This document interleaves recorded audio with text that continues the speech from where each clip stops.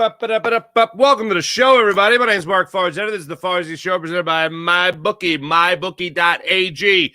So much to get into today with the Phillies, spring training. Our friend Jeff Kerr stops by the program. Now, you remember Jeff, CBS sports writer, still a CBS sports writer, mostly covering the NFL, mostly covering your Philadelphia Eagles. Jeff is a local product who's done good for himself. Now he's also going to be covering, in addition to his responsibilities with the Philadelphia Eagles, covering the Philadelphia Eagles, he's also going to be covering your Philadelphia Phillies. As a lifelong Phillies fan, so that's a dream come true for him.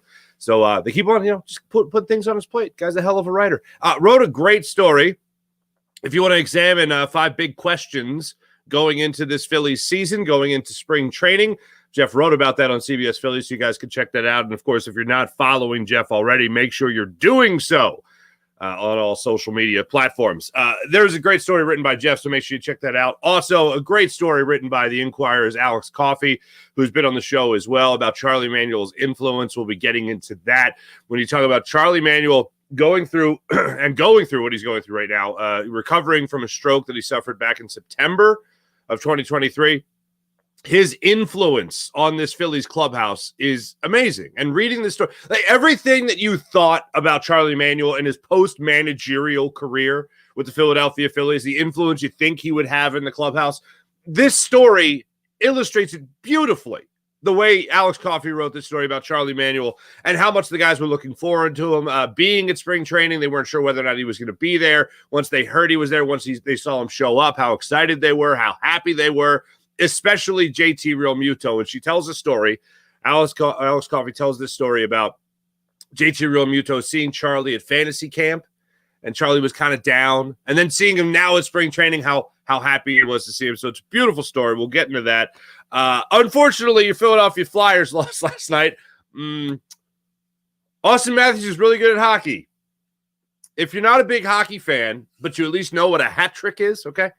Austin Matthews had one of those in the second period, but not just the second period. He had it in like 7 minutes and 50 seconds. Like he had a natural hat trick in the second period with under 8 minutes. It was insane. It was absolutely insane. And the Flyers unfortunately took the loss in overtime. So that snaps their 4-game win streak, but they still got the point streak going as they do in hockey.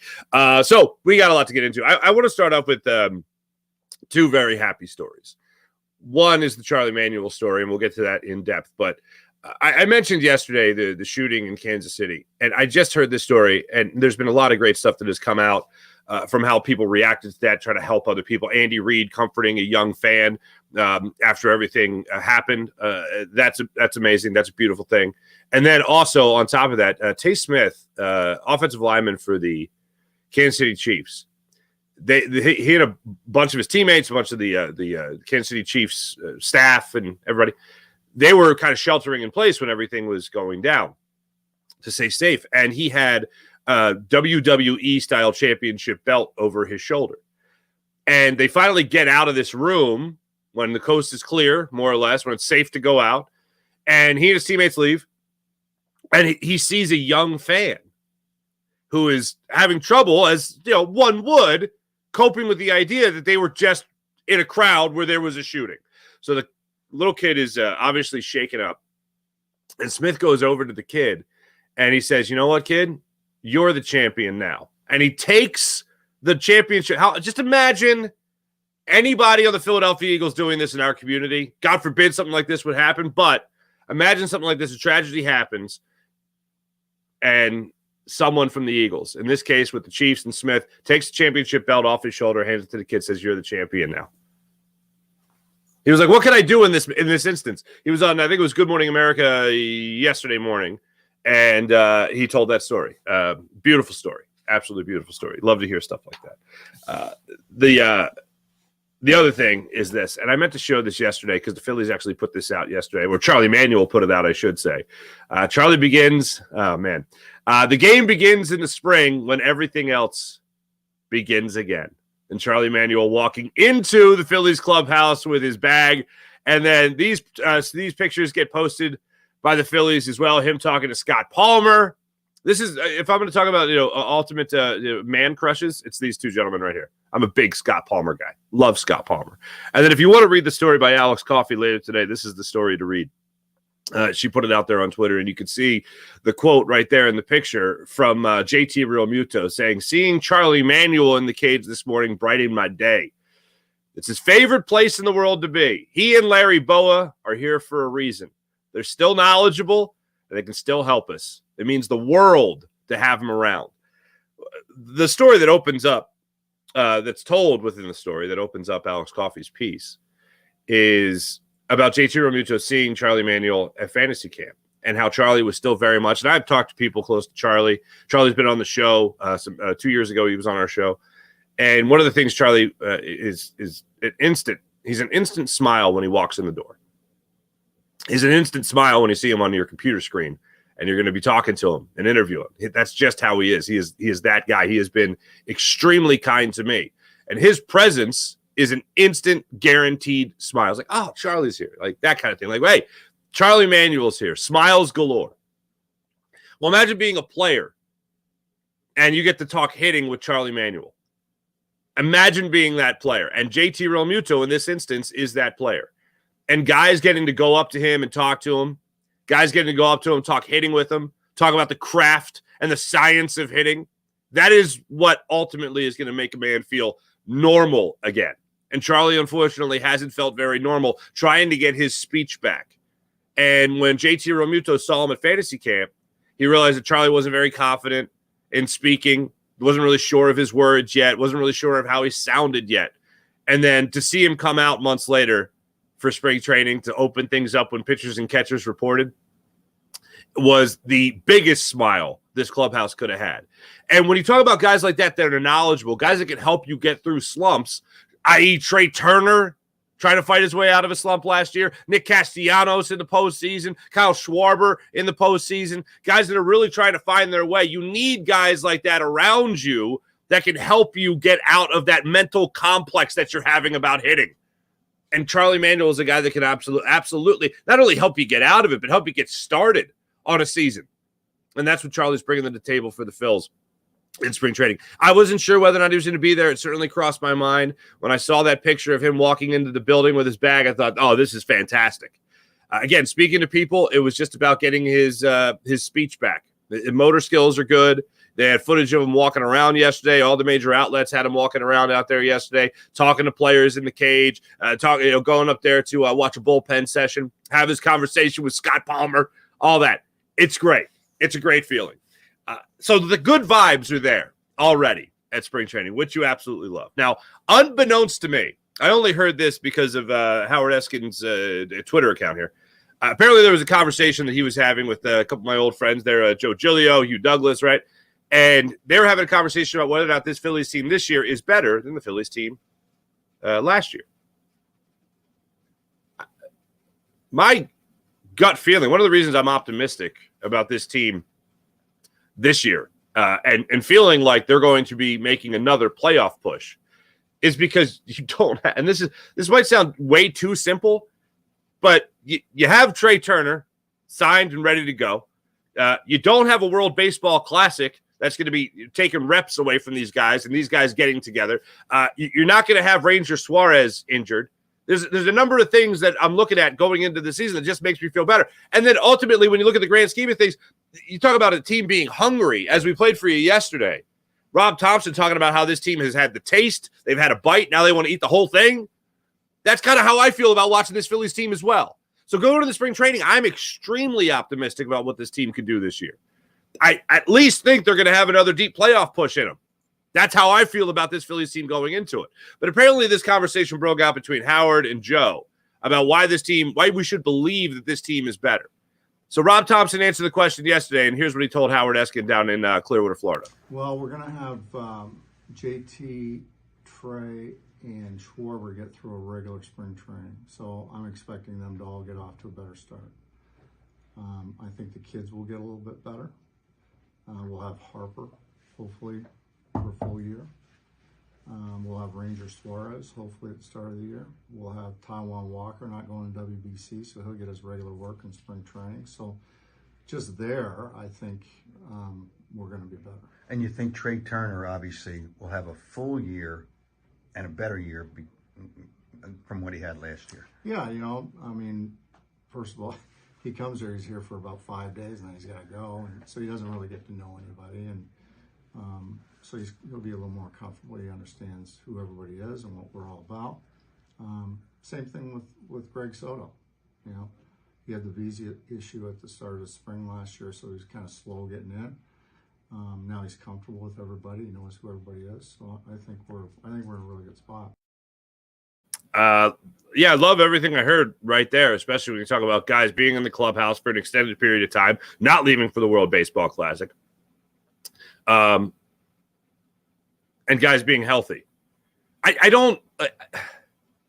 One thing I'm really trying to not let happen is not let the way last year ended affect how I feel about this year's team. And Bill Colorulo asked me a question when I was on with him yesterday, and it broke my brain for a second because there are so many. Like, the question was, what is the biggest concern about this Phillies team going forward? And I hate health is never something like it's the most obvious thing. Like, you got to stay healthy. Of course, you got to stay healthy. But the bigger thing here when it comes to this Phillies team is I feel like there are a lot of tiny questions. How's the bullpen going to stack up? Who's going to be your third outfielder? How are you going to do with Kyle Schwarber mostly as your designated hitter? It should be better. Is Trey Turner going to pick up from where I left off a year ago? Like, there are little things like that. But biggest question, I really thought about this, and it's why you didn't win last year. You stopped hitting. Rob Thompson, when he was addressing the media yesterday during his 13-minute news conference, was talking about how the Astros made adjustments. You got to be able to adjust to the adjustments when it comes to how you were being pitched, and the Phillies couldn't do that. So for me, the biggest question mark is, will they hit in the playoffs? For some other people, it might be whether or not this Phillies team is going to make the playoffs. Those people, I believe, are doom and gloom people. I feel like this Phillies team is absolutely a playoff team. So my biggest question, and this isn't I guess it's in the same, it's on the same road, but it's not the same lane as how I feel about the how I feel about the 76ers. And, can they get a second round of the playoffs? Can they get out of the second round of the playoffs? Are they going to play well in the playoffs? It's on the same road, maybe the same book. Maybe it's the same book, not the same chapter. But it's kind of how I feel about the Phillies. They're going to make the playoffs.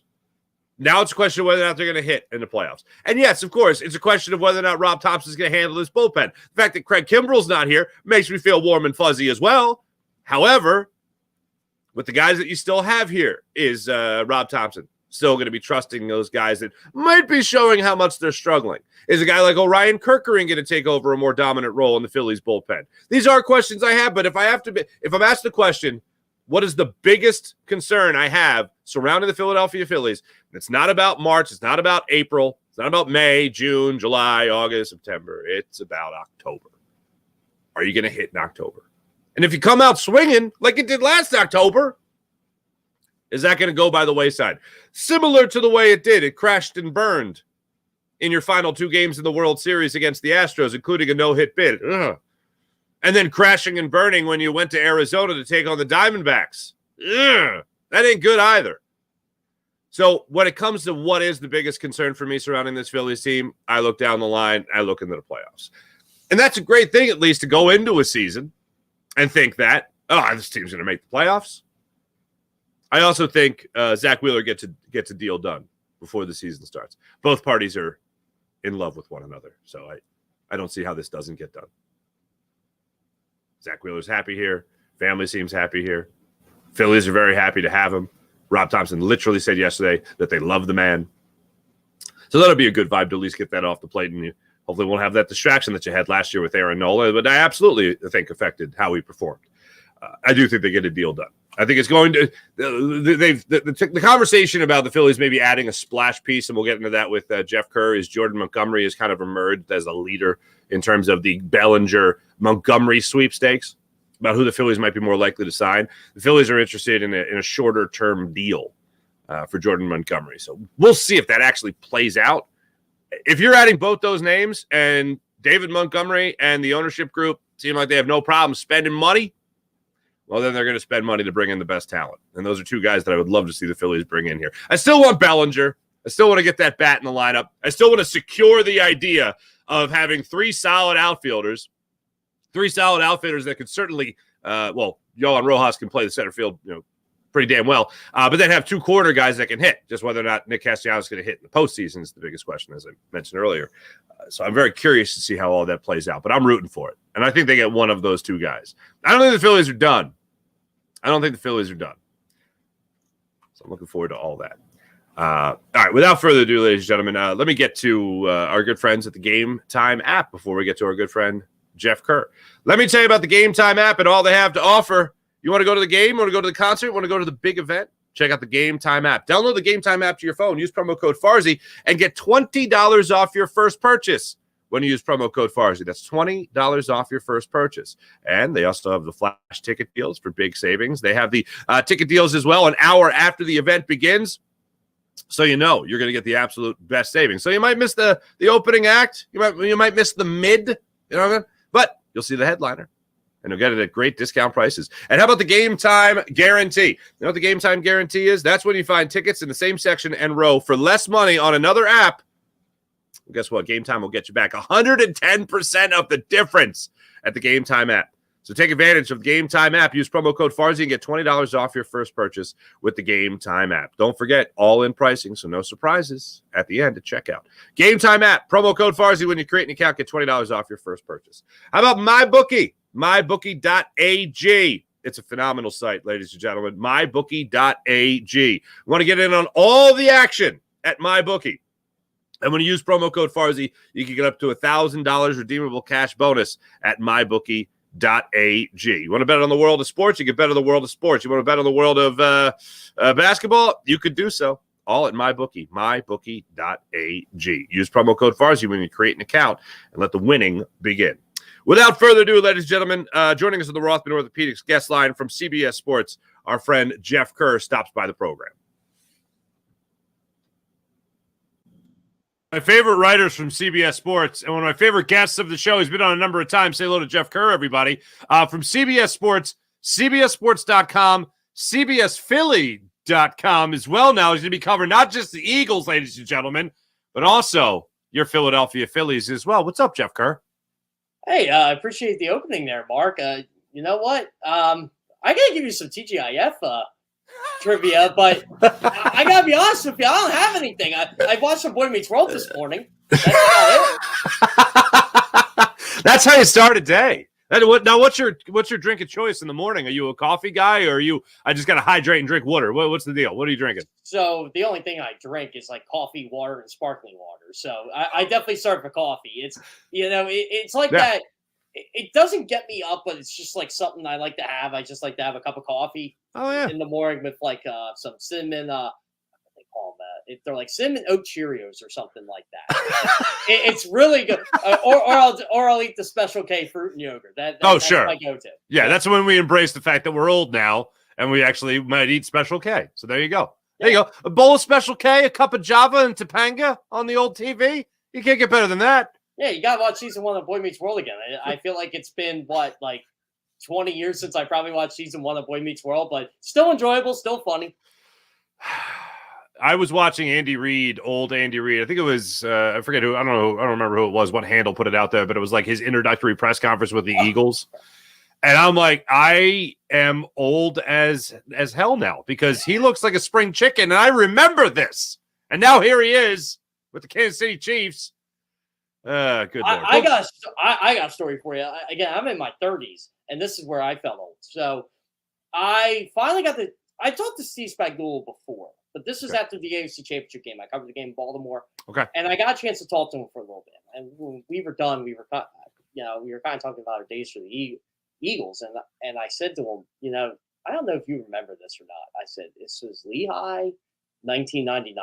I thought it was the coolest thing in the world. The Eagles linebacker coach gave me his autograph. Little did I know it was you. Oh my God! At the time, right? And because he's a first-year NFL coach, and I'm 11 years old. I'm just talking ball with the guy, I don't even know what we were talking about at the time. But I thought it was like the coolest thing in the world. I got autographs from him, Jim Johnson, Leslie Frazier, all those guys, and.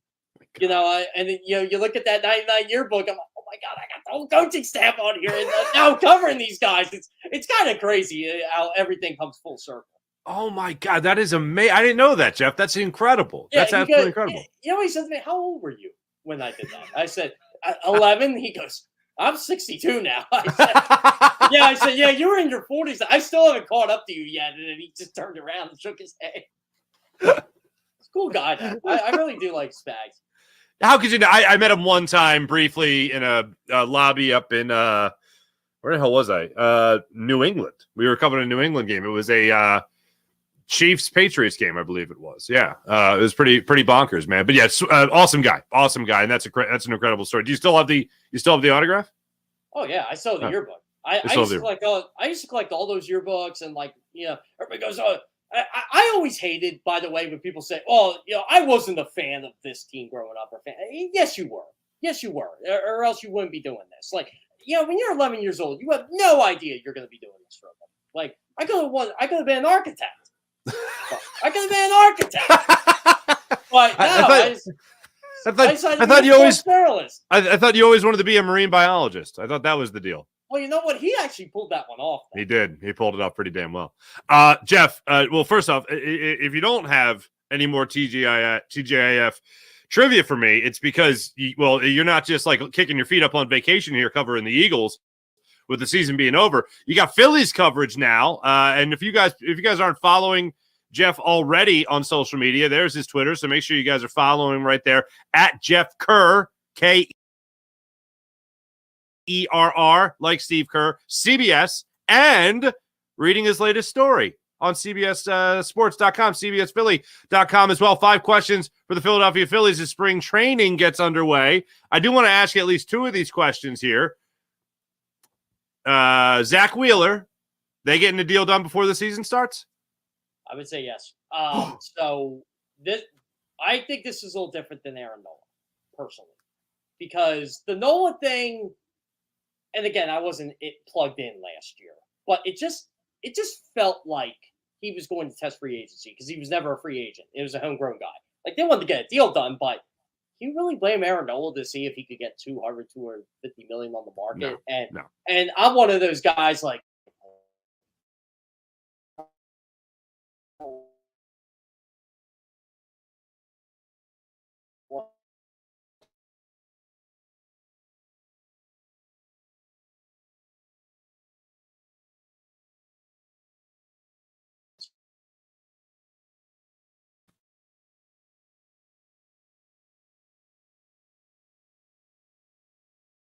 Middleton runs everything. I mean, the guy bizarre Christmas thing. So, he's in the store just all over the place, right? He's very approachable, and I have a feeling the way he treats his fans, he treats his employees 10 times better, which is a good thing because he treats the fans really well. So, I mean, when Zach Wheeler says pretty much whatever we want, we get as players, I think that speaks a lot of volumes about that organization. I don't think Zach Wheeler wants to go anywhere else. It just depends now on how much does Zach Wheeler want to get paid and how much are the Phillies willing to pay him. Are they going to go years, or are they going to do a shorter term deal and do a higher average annual value? I kind of think it's going to be the latter. Yeah. I'm rooting for the shorter amount of years, more money tacked on, because you're talking about a guy 33 years old. You're talking about a guy in Aaron Nola who's only 30. He can sign that long-term deal, that 7-year deal. I would hope around the Zach Wheeler range, they go, closer to 30 million. I think that would get it done. Maybe 25, 30 million. That would get it done over a 3 or 4 year span at the most. Maybe a club option for a 4th. We'll see. But that's what I'm rooting for. Would you be okay? This is hypothetical here. Would you be okay if they paid Zach Wheeler 3 years, $120 million to be a pitcher?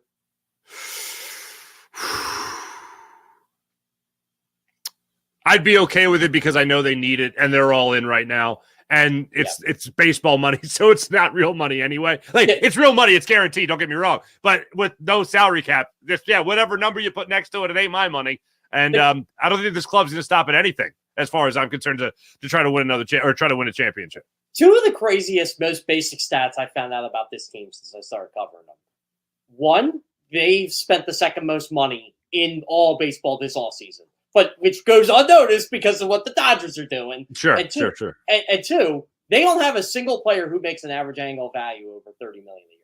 Holy Stromboli. Yeah, keep in mind who's on this team. Yeah, right. Yeah, Bryce Harper signed before the huge bump, but still a nice chunk. It doesn't get talked about enough how contract friendly, or excuse me, how team friendly his contract is. Especially when you're talking about the last couple of years of the deal, he's only making about $22 million. He's not even the highest paid player on his own team. It's amazing. It's amazing. It's Trey Turner, and he only makes $30 million a year. By the way, I gotta get this off my chest here. Why people think this team is like not going to be good this year? It just seems like that over the airways. It just seems like that amongst a lot of the fans because they ain't doing anything. I'm like, you guys do know Trey Turner is going to be better. Yohan Rojas is going to be better. Brandon Marsh is going to be better. Bryce Harper's going to be better. Now he's playing first base. Bryson Stott's only going to get better. Alec Poe might be the only one who remains the same, which I'd be fine with. And you know what? You just deal with Nick Castellanos. I mean, you get what you get out of him. You just gotta hope he's hot in October instead of the hot and cold plateau they had. Absolutely. So you say Wheeler, they get a deal done before the season starts. Next question for you here. Do they make a splash before the regular season opener? Cody Bellinger coming here. The Jordan Montgomery fella. Anybody? Blake Snell. Are they making a splash before the season starts? Their advantages are all Scott Boras' clients. I will say that. Boras has good history right now with the Phillies. See Bryce Harper, see Nick Castellanos. I think they're interested in Montgomery of the three. I don't know about Bellinger. Do they really need another left-handed bat? Like, it's got to be a fit. If Cody Bellinger was right-handed bat, I think they'd be in on it, but he's not. But again, the longer this thing goes, we'll see. And Bryce Harper plays with Blake Snell, and it seems to be whoever plays with Bryce Harper gets to be on this baseball team. But it seems like Montgomery, they'd be interested if it's like, say, maybe a year or two. He signs, again, higher average annual salary, but shorter term contract. If they would get him, he's easily number 3 starter in this rotation. And they need depth in this rotation, by the way. Their top 5 are set.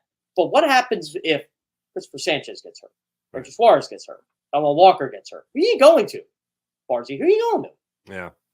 Who's your guy? No, it's a huge drop-off. It's a little bit of a drop-off to say the Is it really going to be Kobe Allard? Or like, we got to go through that? Like, is Nick Nelson going to give you 5 innings in game 162 again? Which, by the way, do you know that kind of played a huge role in how the postseason would have played out if they would have made the World Series? What, in terms of the rotation? Yeah, so Nick Nelson pitching those 5 innings in game 162 and then winning. If them and the Astros would have played in the World Series, the Phillies would have had home field advantage for the World Series because of Nick Nelson. Oof. Think about that. Good Lord. A meaningless game against the Mets in September. Usually meaningless for the other team, but it was meaningless for both teams. Go figure. One thing, really. Hey, I set the number. I want to get your number on this. I set the number at Yohan Rojas, over-under on home runs, 7.5. You mentioned his name earlier, Yohan Rojas.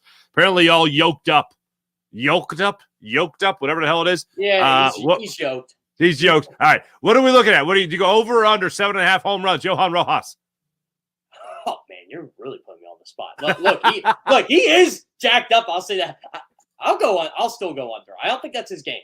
Okay. I don't think he's going to be like a 10 to 15 homer. I could be dead wrong on this, but I think he's improved his body type to get ready for the 162-game season of Major League Baseball. Now, I got to see a lot of Yohan Rojas last year in Reading.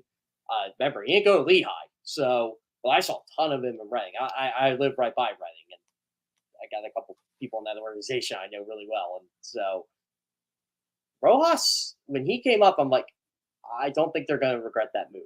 I didn't think it was a risk because he was an amazing defensive player. He still is Mark, he had 2.5 WAR last year. He played 59 games. No Phillies outfielder. Now, I hope it doesn't go on the same track here, but no Phillies outfielder has had a WAR that high their rookie year since Odubel Herrera. Oh, okay. Yeah, I hope it don't go that track. But yeah, remember, right. Rojas was a much better defensive player than Herrera. Now, I think the 300 number in the regular season was kind of a farce. I don't think he's a 300 hitter. But if you can get 250, 260 out of him, and I'm being optimistic here, I think that's really good for this team. Well, whatever gets him on base and whatever gets him stealing bases, offensively speaking. But yeah, you're right. Everything you're getting from him in the outfield is well worth it as far as I'm concerned. And if the guy is, even if he's able to take some of that power and just hit some gaps, you know what I'm saying? And you get some doubles, stretch them into triples and all that, I'm a happy camper with all that. So congratulations on getting some Phillies coverage here, man. I look forward to reading more of your stuff. Once again, people, right up there on CBS Philly. Also, you can check it out on Jeff Kerr's Twitter as well. 5 questions for the Philadelphia Phillies as spring training gets underway. I want to shift You're gears. always saying training camp. I know. I see the train. It's spring training, and I'm already at training camp in my mind. Yeah, you know what? I am too. Because the season was such a terrible thing. It's just like, all right, turn the page quickly. Like I'm not even looking forward to the draft. I'm not even looking forward to free agency. I'm looking forward to training camp. Like that, I swear. I hate to hit the fast forward button. You should cherish every moment of life. But oh my goodness gracious, because this season ended so terribly, I can't wait for the page to be turned. But on that note, I've asked everyone I've had on this question. If you have to pick one thing that was the downfall of the Eagles this year, what caused them to go from 10-1 to off the face of the earth? Defense. That whole defense was atrocious at the end of last year. Their pass rush was not getting to the quarterback. They had no linebackers that could tackle. And the ones that did got hurt, they were old at cornerback. They were old at safety. Kevin Byard did not help them. I like Kevin Byard a lot too, but he wasn't what they paid for to bring in. So, yeah, I mean, everybody wants to blame like Brian Johnson, Nick Sirianni, and look, they were part of it, but the offense, they weren't good, but they weren't bad. The defense was bad. They were 30th, 31st, 32nd in pretty much every single major category you could think of. That's not good. They have to revamp that entire personnel. And I just thought it was funny. They were totally willing to move away from a Vic Fangio style, which is getting by the wayside here, until they brought in Vic Fangio, which I guess if you're going to double down on this, you might as well bring in the guy that you wanted to be your defensive coordinator in the first place. I think there's going to be more accountability on that defense. I think you're going to get better linebacker play. I think you're going to get better safety play. I do think this defense is going to be better next year, but you look at the Hassan Reddick stuff, you're like, he don't want to be traded. The Eagles are trying to tell people he's available. I agree. I just went on a rant with Bill Colarulo. I did a guest hit on his show earlier today. And I just said, this is all the Eagles. This is everything. This is the Eagles. This is the Eagles being pissed off that Hassan Reddick aired his grievances to the media during the season and said the higher-ups made the move to change defensive play callers, and he laughed at the idea of being dropped back in coverage. This is all the Eagles trying to smear that good man's great name. And you know what? He has been a good soldier through and through. He really has. I always say Philly fans overvalue guys that are from here that play on these teams. I don't think he was overvalued by the fan. I actually think he was a trooper. He wasn't a problem. Like you could name like problem childs on the Eagles. Hassan Reddick's name did not come up on that list. I agree. Real quick, just because we've talked about it a lot, but it sounds like your thumbs up for Vic Fangio. I am meh. How's that? Oh, what? Really? You're like, I actually like. So this is how I feel. Okay. With it. They were again, I'll repeat this. They were willing to get rid of this entire thing and change the defense until they brought him in. Uh-huh. So I guess I'm like, okay, like they're going to be better. I will say that. If they brought back, say, another Fangio disciple, I wouldn't be happy. Okay. But if you're going to bring in the guy, bring in the guy. So credit to Vic Fangio. I mean, I look. I think Eagles fans are going to like Vic Fangio a lot. I do because Yeah. Can I say this on air? He's an old guy who won't take shit. Yeah, it's the internet. Nobody gives a damn. All right. No, but see, here's the thing. Everyone's going to say quarters. Everyone's going to say doesn't blitz. But one thing that I think people are going to love is the discipline. What I remember from Vic Fangio defenses that I saw back with the 49ers, even with the even most recently with the Dolphins, they are a disciplined team. They stay in their lanes. They have gap responsibility. There's not a lot of missed tackle. Like, to me, that is a Vic Fangio defense too. If you're going to talk about all the cliche stuff, I think another cliche that needs to come to the forefront is the discipline. Lane discipline, gap discipline, guys, making sure they understand their responsibilities. That, to me, is also a Vic Fangio defense. I would agree. And I thought one of the biggest problems with this team was last year. The accountability just wasn't there. Like, there were players, again, not that they hated Sean Desai, but there are communication issues on the back end. I don't know if they were specifically blaming Desai. I don't know if I've heard terms the defense was confusing. So maybe that led to the front office making the Sean Desai move for Matt Patricia. But I don't think really the players want that either. No, it's the dumbest thing. Oh, man. All right. It's the dumbest thing, because then you have guys like Kevin Byard. You have guys like Shaq Leonard coming in here who are on their third and fourth defensive play caller than in a single year. That's just what crazy. All right. Hold on. All right. Kellen Moore, thumbs up, thumbs down. Thumbs up. I like the Kellen Moore hire. It's different. By the way, I got some bad news for the run the ball people. Oh, it's not going to be good. That's not going to be good. Yeah, I mean he throws a lot. And look, he did run the ball a lot when he had Zeke and Tony Pollard in 2021, and he did run the ball a lot with Zeke. But did he have to run the ball with Zeke because the Emperor was telling him to run the ball? Because he's paying him a lot of money to run the ball. Emperor. Yeah, I'm just calling Jerry Jones that now. I'm like, every time I watch Star Wars, I swear to God, he's the Emperor. He sits in his chair. Let the hate run through you. Ooh. That's how I always think of when I think of the Emperor. So. Absolutely. How could you not? All right. So I'm with you. Can I at least get the ball thrown to running backs? Oh, I think we'll see that. All right. That's why I wouldn't be against DeAndre Swift actually coming back here. I'm not against it either. I just don't think the Eagles are going to spend money. No, I don't think they are either. They just don't spend money on that position. And it's crazy, right? So I have said this on air, off air. I actually thought the Eagles were a better running team when Miles Sanders was here.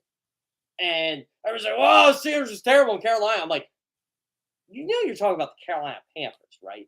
There's a big difference. Like, don't you think this team would have been better if they had? And again, they weren't paying Miles Sanders, by the way. But in theory, you have Miles Sanders and DeAndre Swift.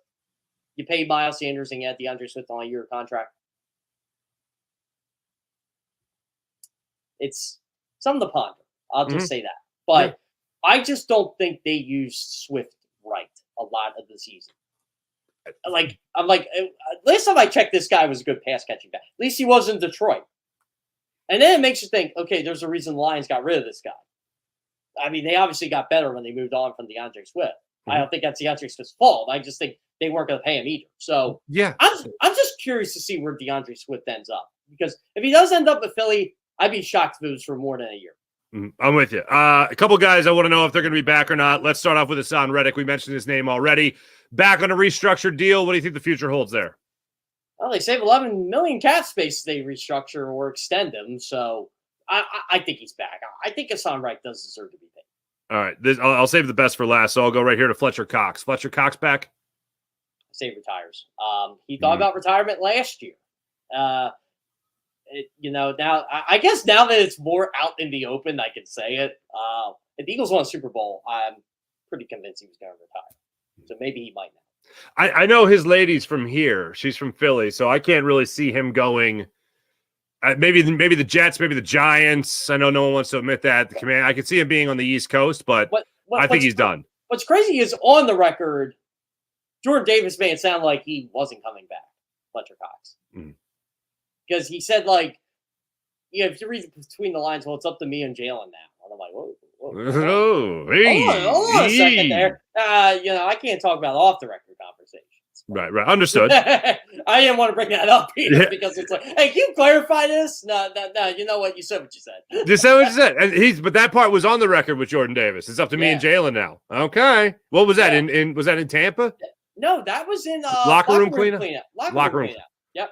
That's such a sad. A Such lot sad of things are scene. said in locker room clean. I got mentioned on the New Heights podcast thanks to locker room cleanout. Oh, really? What'd you do? You didn't hear about this? No, I did not hear about it. How did I miss this?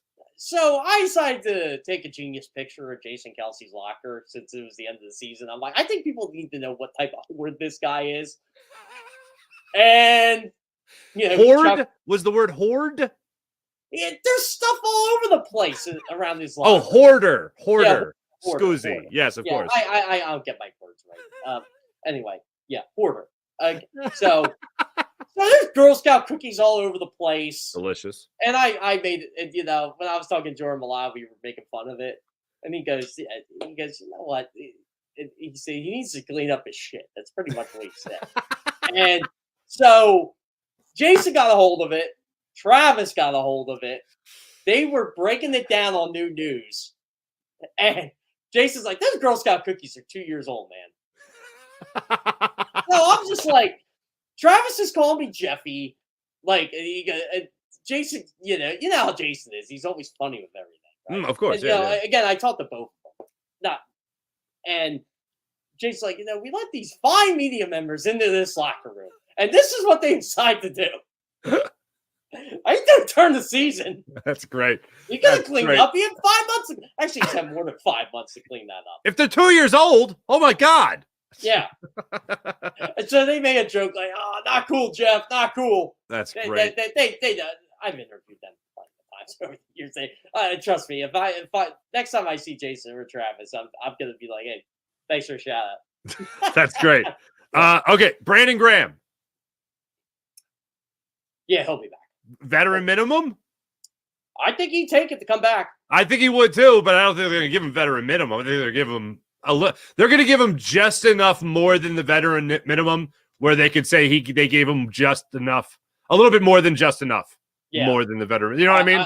I say he plays season 15, calls it a career. I couldn't have said that in a more convoluted way. I'm sorry. Yeah, I mean, he's literally told, your teammates here, Rob Ellis and Derek Gunn, 15 in net. That's it.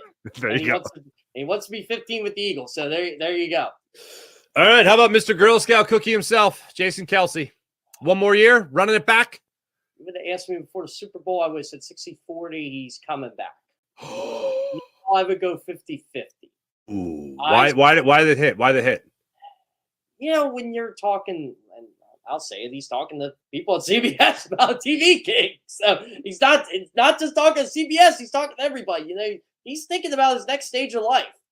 And they did draft his replacement, Cam Jordan. So, it may be time. I think he'll make his decision first week of March like he always does, and we'll see. It'll be awesome if he comes back. If he doesn't, he doesn't. Hopefully he's my teammate next year. There you go. I'm selfish. Don't you like how selfish I am here? Extremely. I'm impressed by it. I'm very impressed. Then I'll really get to get on the hoarder. That's great, man. What's next for you as far as the Phillies go? So I'm going to spring training third, fourth week of March. Whenever March 21st to 23rd is, I'm going there for a little bit. Just, Okay. Couple. They have like a home stand, I guess. So I'm going to go there for a couple days, just kind of introduce myself, cover the team a little bit, tell them I'm going to be around most of the year. Try to hit up the brown boxer. Yeah, that's what I heard. I heard that's good. Yeah. So, everybody's you would know. You got the experience. Brown box is a good time. I don't like the name of it, but it is a cool cigar bar. Fusion Cigar Bar. You can watch games in there. You can have a cigar if you like cigars. Steer clear if there's a person in a white linen shirt with a ponytail. That guy just don't talk to anybody. Don't talk to that guy. Okay. But everybody else is cool. You know what's crazy? I've been to and again, my family still has season tickets. I technically own them now, but my family has had season tickets to the Phillies I got possession of them in 2007, but 2003. I guess we got them the last year at the vet, and the first year at Citizen Bank Park, etc. And we just always kept them. But I've been going to about 30 or 40 Phillies games a year. Every year since like 97. Oh my God. So I've probably seen at least over 1,000 of them. And now it's going to be weird covering them. It's going to be weird on the other side of it. Not like I was never like a cynical fan or anything like that. I just love baseball. Right. Yeah. Like as long as the team's competitive, I don't care. So the Bobby Abreu, Scott Rowland, Desi Relaford still hanging around? Alex Arias, Rico Bronya at first base? So we had a golden rule when they were bad in the 90s, like in the late 90s. We only went when Kurt Schilling pitched. That was like our rule because we knew they had at least a chance to win. Mm-hmm. And then Paul Bird, we would go see because Paul Bird. By the way, did you know Paul Bird's teammate in the minors was Brock Purdy's dad? I did not know that. Yeah. Look at you with that knowledge. Yeah. It was a year before he joined the Phillies. Oh, my God. I didn't know that. That's amazing. And became an all-star. Go figure. By the way, you know when people say, like, the Phillies have, like, you know all those collapses with Kapler and all that? When you know how everybody is. Oh, that's the worst collapse in Phillies history. I'm like, no. The worst collapse in Phillies history is when they were 11 games over 500 in August of 99 and lost 19 of 20. And they weren't competitive in any of them. I witnessed a lot of it. What you do? Okay, so hold on. You go more than Chico Ruiz in the 64 collapse? Well, in my lifetime. In your lifetime, okay. In 64, my grandpa lived through that. He said that was horrible. You know, think about this. When we complain about, like, our teams not winning championships or anything, my grandpa, diehard Phillies fan, liked them through the 30s and 40s, mind you. Yeah. Was 56 when they finally won a championship. Good Lord. Yeah, and he's watching bad baseball. We've been tortured. I said to him, how? He said, well, you act like there was a TV back then. That's what you used to say. That's true, though. Like, so, oh my goodness. It is going to be cool covering them full circle and probably going in the never-ending debate on where Kyle Schwarber should be a leadoff hitter. That I'm for Trey Turner leading off. Where are you at? I am too. Okay. It's not happening. It's not happening. But I love Kyle Schwarber. I do. I think he provides value to the team. But if you want to judge as a baseball guy, as a good baseball player, no. I'm with you. But the guy can hit. The guy can hit. But man, I always say, man, it's impressive. He can hit 46 home runs and barely hit 200 to do. That's hard to do. That's really hard to do. Jeff, I appreciate you taking time to do this interview. I know you got to run. I know you got things to do tonight and all that stuff, but I appreciate you coming on. I want to make sure that I said 15 minutes. We've been on for literally double that, and I appreciate it.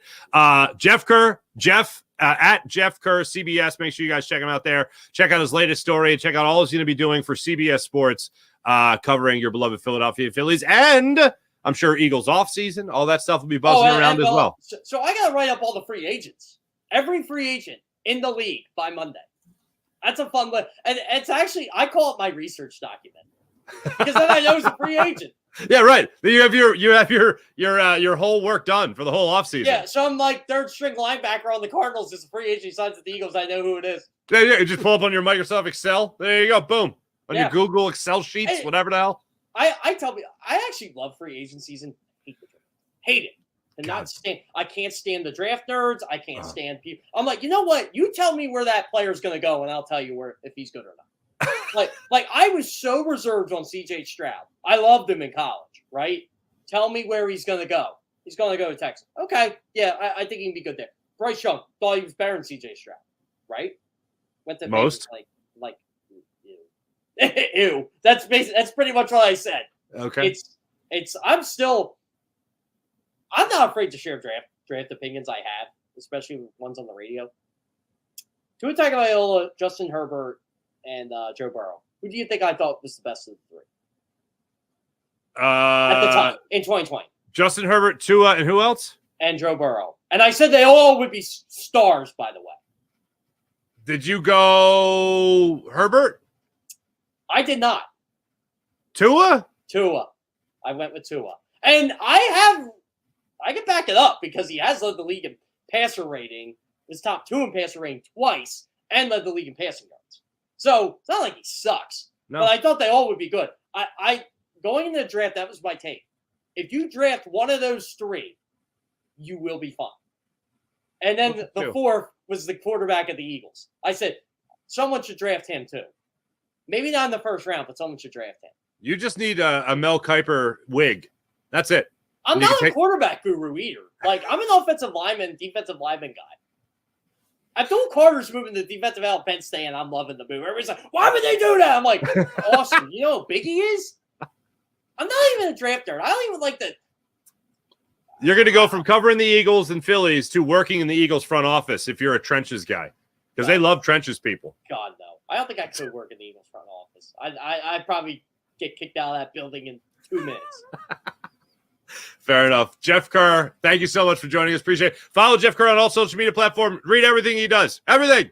Especially when he goes to spring training in a month and makes all his contacts, hits up the Brown Boxer, hits up the Wawa down there, right? Gets a bottle of water and goes to the ballpark. Jeff Kerr, thanks so much, brother. Appreciate you. By the way, thanks for reminding me to update my Twitter bio to put some Phillies in there. There you go. I'm here to help. That's Jeff Kerr right there. And I just saw in the Twitter there, or in the comment, Mike Fuji, the Brown Boxers now closed at Clearwater Beach. That is a damn shame. You know, I don't like to brag, folks, but that's where I met J.P. Crawford. Okay, all right, it's out there. Okay, that sucks. That was such a great bar. That was such a great party atmosphere. They had great cover bands and stuff, man. That was a great time. Brown Boxer, rest in peace. Rest in peace. That's a shame. My thanks to Jeff Kerr for joining the program. Always great stuff. It is interesting that even before I asked him, like before I hit record on that, we were just kind of talking about spring training. And he mentioned Johan Rojas, and he was excited about Johan Rojas adding that muscle. And he looked at it more of a perspective of being able to play the 162, as he said in the interview there, as opposed to, trying to add power. But I'm not looking for him to hit home runs. I just threw that out there just to see if people were like, oh, wow, this is going to be a guy that could, maybe get double digits in home runs, get you 2 home runs a month. But more so, just the ability to drive the ball. And yeah, stamina obviously has a big part of that as well. But just the ability to drive the ball in the gaps. Because if he's able to hit some gaps, we're talking about a triples hitter here with that speed. It won't be that difficult for him to stretch doubles into triples, man, and put the outfield on alert. This guy's going to be booking around the base paths for the Phillies. And I am still very much a guy rooting for, would like to see Trey Turner leading off for this team and Kyle Schwarber batting second. They tried it last year. Turner did not work out so well. And then eventually turned his season around, as we all know that story. But, man, I would love to see Kyle Schwarber coming to the plate with Trey Turner already having stole second base and in scoring position. Would love to see, open up a base. Open up a base for Kyle Schwarber. Oh, yeah, you want to walk him? All right, Bryce Harper's coming up now. Good luck to you, son. Good luck to you. That's what I'd like to see. But it doesn't appear that we're going to see that. So thanks again to Jeff Kerr for joining the program. And the idea, when I heard Brandon Graham say that he wanted to do the farewell tour, that's where I immediately thought veteran minimum. And we love BG, but if the goal is to really play your whole career, if the goal is to play one more year, and the goal for 15, and the goal is to stay in Philly, play still a decreased role, you're not going to be making top billing, as we all know. Fletcher Cox would make good money next year, maybe not with the Eagles if he decides to come back and play somewhere on the East Coast, which I think is likely. Or not likely, but possible, certainly possible. If Jason Kelce decides to come back, we all know he's going to be making bank. He's got a couple of weeks to still mull it over. But Brandon Graham is the odd man out, I think, when it comes to making that one big payday again. That last player's check before entering any stratosphere of the media. That's where I think we're at with Brandon Graham.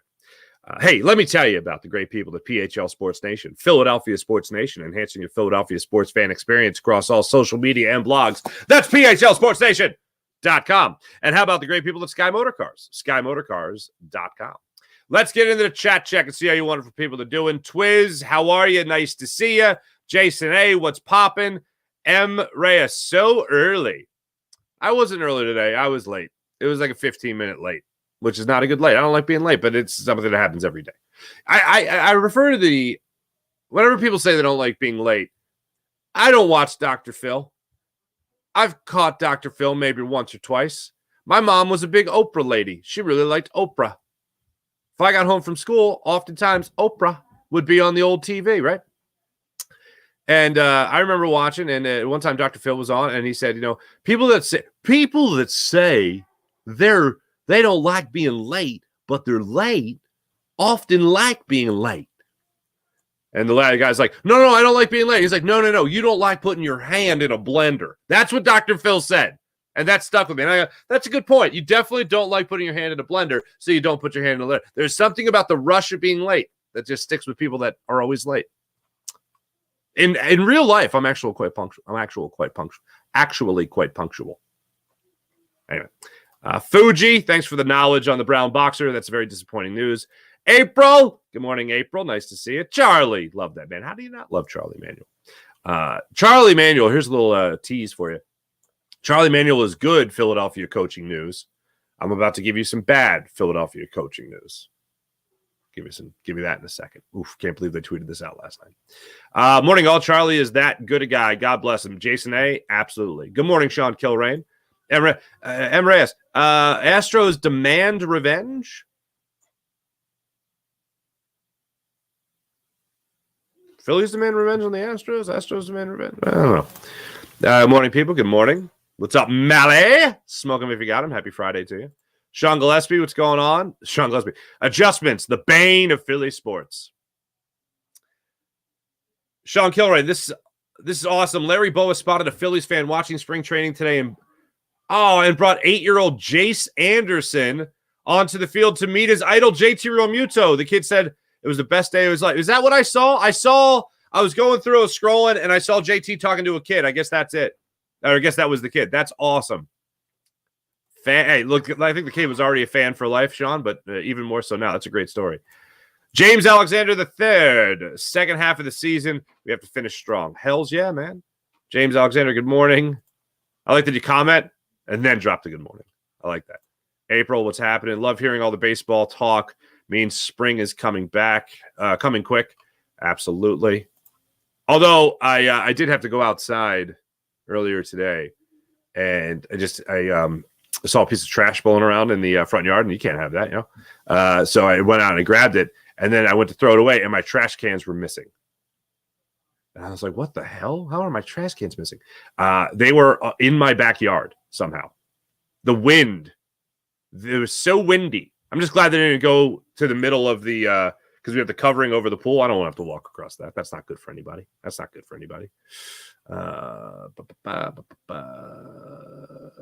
am I at here?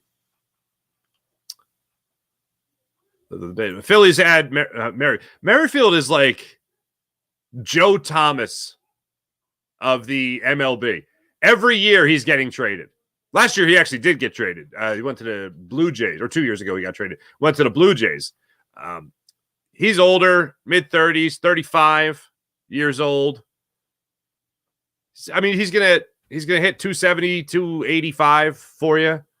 I ain't mad if the Phillies get him, but I doubt it. I don't think that's happening. That's a lot of shine coming off them domes right there. Says Mel. Yeah, look. I do a segment on Fox 29 with Aton called "The Balds." It's I didn't know being bald would be so advantageous for me in my career, but it's worked. But Jeff and I, yeah, that's a whole other level of bald between him and I, man. Whole other level of bald. There's not a hair in sight. Eagles in Carolina didn't like Miles Sanders for some stupid reason. Must not shower enough. What the hell? That's great. Kellen will see fast. Kellen will see fast how our fan base is if he don't run the ball. He better have thick skin. Yeah, we're pretty pissed when they don't run the ball. Roster spot will be open for Kelsey if he wants to come back. I concur. Mike Fuji, Brown Boxers closed. That hurts my heart. Bobby Abreu, I'm in great shape. So it is wonderful. He gave him catching. Oh, that's awesome. I really like JT Realmuto, man. I really like JT. When he first came to the Phillies, I remember asking him, hey, man, a lot of people say your name a lot of different ways. How do you say your name? And he's like a good old Oklahoma boy. And he just goes, yeah, a lot of people put too much stank on it. It's just Real Muto, just a good Sicilian name. And I go, oh, you're Sicilian, my man. How about that? Thanks everybody in the chat. You guys are wonderful, as per usual. Let's get to the morning rush, brought to you by Sky Motorcars, SkyMotorcars.com. Flyers after the overtime loss to Austin Matthews hat trick in Toronto last night. They are back on the ice tomorrow night, 8 o'clock, ladies and gentlemen. 8 o'clock. That game will be a nationally televised game. Is that? Yeah, that's the Stadium Series game. So enjoy that. I've worked a number of the outdoor games, and they're awesome to be there. Kind of over it. But anyway, they're playing outside. So there you go. It's part of the Stadium Series. So enjoy that and all that goes into it. Sixers aren't back till after the All-Star game. That's over the weekend. So there you go. And then finally, I told you I'd give you some bad coaching news. What are we doing here? What are we doing? No self-respecting Philadelphian goes there sober, first off, and then before 2 a.m. No self-respecting Philadelphian. All right. There are better places. I looked through the comment, and don't get me wrong, I'll eat a Geno's cheesesteak. If it's Pat's or Geno's, I go Geno's. I like the minute steak. I don't like a diced steak. I prefer it the more of the flank variety, right? And the provolone is fine. I like the provolone. I love sharp provolone. That's why I really like Tony Luke's. Angelo's, I know, was a lot of people talking about Angelo's in the comments here. But Nick Sirianni, and for the people on the podcast, Nick Sirianni took Kellen Moore, Vic Fangio, and some other coaches to Geno's for a steak. That's where they went. I'm sure Vic Fangio was like, can I go up the street to Villa Roma? Can I go up the street to the Italian market, please? I need to go to the Bruno Brothers. I need to get an espresso at Anthony's Coffee. You know what I mean? Coffee and Chocolate House, Anthony's. That's what they're doing there. What, Geno's? Really, guys? Really? That's your introduction to Philly? Who was in charge of this? Well, I think it was Nick Sirianni. Not a good cheesesteak picker. Not a play caller. Not a cheesesteak picker. Ladies and gentlemen. Thanks for watching. Thanks for listening. You guys are wonderful, as per usual. I will be with you guys on Monday morning, and I look forward to that. Also, this weekend, we start shooting all new episodes of Greatest Sports Legends, Then and Now with Greg Murphy and Wes Hall. So I look forward to being a part of that over the weekend. We start Sunday, as a matter of fact. Thanks for watching. Thanks for listening. Hope you guys have a wonderful, beautiful weekend. Enjoy it all. I'll see you guys on Monday. Bye.